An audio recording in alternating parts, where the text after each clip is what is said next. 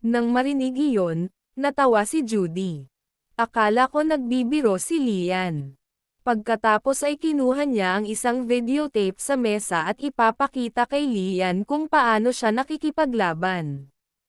Pero pinigilan siya ni Lian, niyakap si Judy mula sa likod at namula siya. Sabi ko 120% is 120%, and he said it seriously.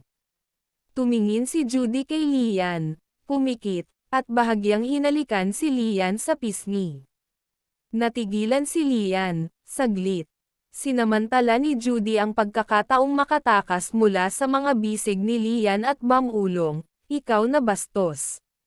Sinusubukang ligawan ako. Masyado ka pang bata. Maya-maya lang ay tumunog ang boses ng system. Ang lokasyon ng anti-gang go-buki ay naiulat na. Mangyaring bigyang pansin upang matanggap ito. Nagulat si Lian at mabilis na pumunta sa bintana para tingnan ang fighting ring. Hinubad niya ang kanyang kahindek-hindek na maskara, inilantad ang isang batang mukha. Sinalubong ng kanyang mga mata si Lian sa pamamagitan ng salamin sa itaas na palapag. Ngumiti si Lian at tahimik na sinabi, "Hello." Sabay na inactivate nilang dalawa si Jing Hong Yip Ian.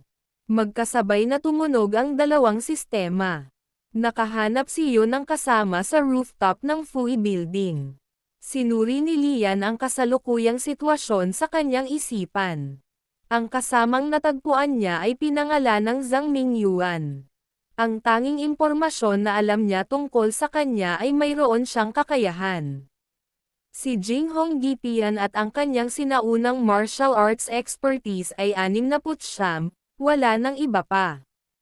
Ang mga kasama ay mga taong magkasamang naglalakbay. Maaaring may mga salungatan ng interes, ngunit ang layunin ay pareho. Ang pagpatay sa isang kasama ay hindi gagantimpalaan. Kung titingnan ang kanyang kasalukuyang pag-unlad ng kaganapan, siya ay nasa ika-6 na ranggo. Kailangan lang niyang manalo ng 2 pang laban para maging qualify. Mayroon lamang siyang 2 piraso ng anti-gang go-buki, at wala pa rin siyang ideya kung paano gisingin ang kaluluwa ng ibong may 9 na ulo. Ngunit walang tuntunin na kailangan itong tapusin ng mag-isa. Sa prinsipyo, ang gawaing ito ay maaaring makumplito sa Wooer. Ngunit itinuro din ng kaganapang Yanfo na ang mas maraming piraso ng Antigo, mas mataas ang gantimpala.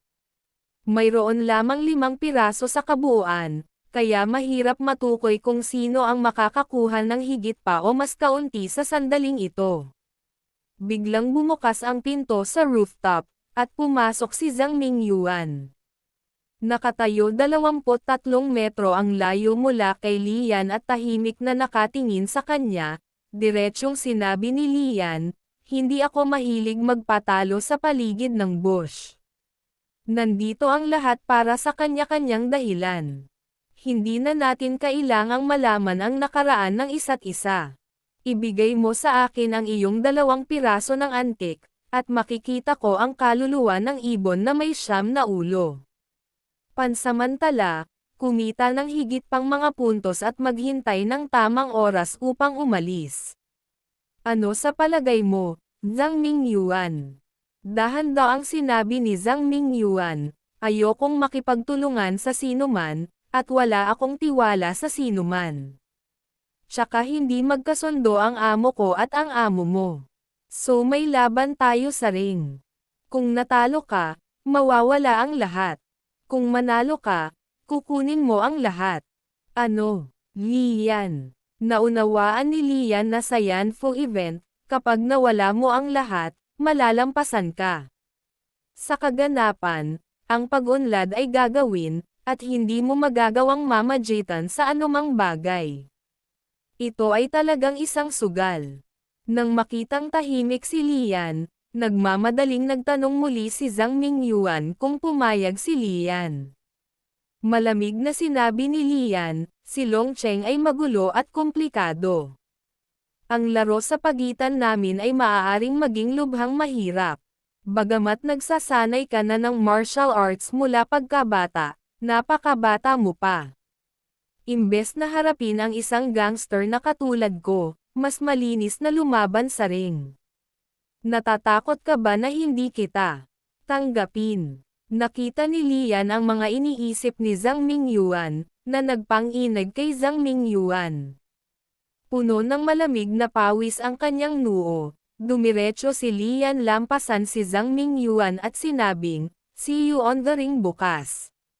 Nang matapos siyang magsalita, nakahinga ng maluwag si Zhang Mingyuan. Samantala, napagtanto din ni Lian na ang taong patuloy na lumilitaw at nawawala kasama ang piraso ng antik ay hindi si Zhang Mingyuan. Pagdating niya sa pinto ng kwarto ni Judy, lumabas ng kwarto ang isang blonde-haired na binata. Tinignan si Lian pataas at pababa, at tumawa ng mapanukso. Iyan ba ang hari ng impyerno? Bukas, makikita ko kung sino ang tunay na hari ng impyerno. Natapos siyang magsalita at umalis na may kasamang magandang babae. Nagulat si Lian, at nang pumasok siya, nakita niya si Judy na nakatayo sa tabi ng bintana at si Hongwei na tahimik na nakaupo sa sofa. Nang makitang pumasok si Lian, nagtanong si Judy sa mahinang boses, "Ayan, anong klaseng armas ang kailangan mo para hilingin ko kay Hongwei na ihanda ka?" Sa oras na ito, nahulaan na ni Lian kung ano ang nangyayari. Tila ang blonde-haired na binata na kalis lang ay ang backer ni Zhang Mingyuan. Sa pagkakataong ito, tiyak na kailangan niyang makipaglaban gamit ang mga armas. Ang sandata ni Zhang Mingyuan ay isang palakol na mukha ng orchideas. Ang bagwa palm ay may maraming kakaibang armas. Anong uri ang kailangan niyang piliin? Pagkatapos mag-isip sandali, sinabi ni Lian, "Kapatid na Hongwei, tulungan mo akong maghanda ng mahabang espada.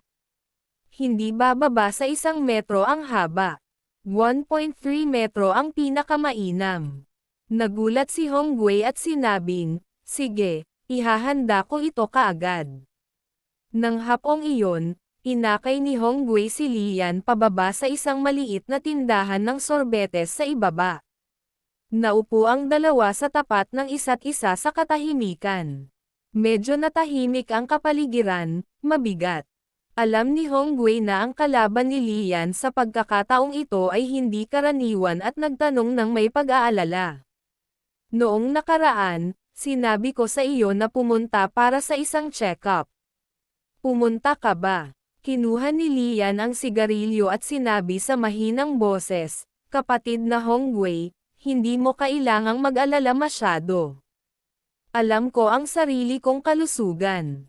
Tumingin si Lian kay Hongwei, iniisip na mabuting tao ang Hongwei na ito. Sincere man siya o hindi, inalagaan niya talaga siya. Nang makita ang kalmadong ekspresyon ni Lian, bumigat ang puso ni Hongwei. Minsang sinabi ni Dekui na kapag pinapanood niya itong lumaban, nagpakita siya ng mga palatandaan ng kakulangan sa qi, kahinaan, o sakit. Ayaw niyang sabihin kay Hongwei ang mga problema niya. Hindi kailangang mag-alala ni Hongwei. Sinabi ni Hongwei na si Lian ay nasa Longchang lamang ng 10 araw, at ayaw niyang ayusin ang libing ni Lian ng ganoon kaga. Kung hindi, dapat magpahinga sandali si Lian, at siya na ang bahala sa mga bagay sa panig ni Jut. Naramdaman ni Lian na taos-puso ang pag-aalala ni Hongwei, at naisip niya na kung maaari talaga siyang manirahan dito, maaaring hindi ito masama. Pagkatapos ay ngumiti siya at sinabi kay Hongwei, "Kapatid na Hongwei, ang iyong pagkatao ay hindi angkop para sa mundo ng mga patay. Mapait." Sinabi ni Kai Kui ang parehong bagay.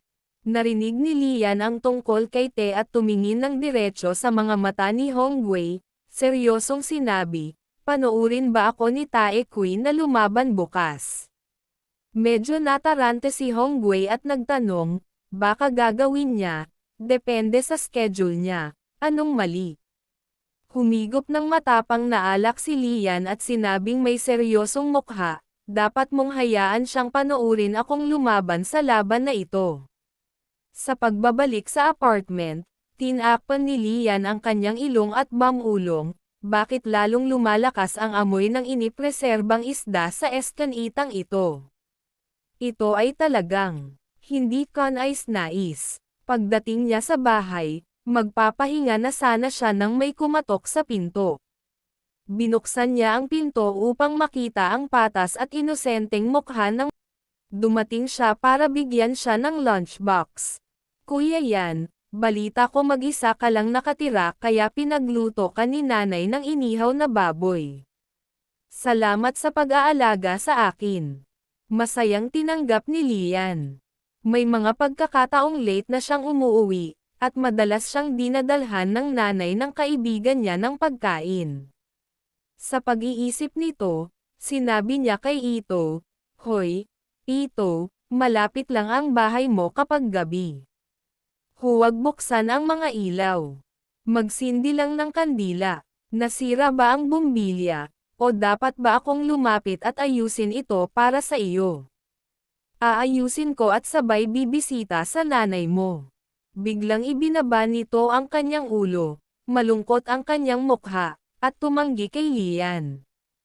Bago umalis, hindi maintindihan ni Lian ang ugali ng ngunit hindi niya ito masyadong inisip.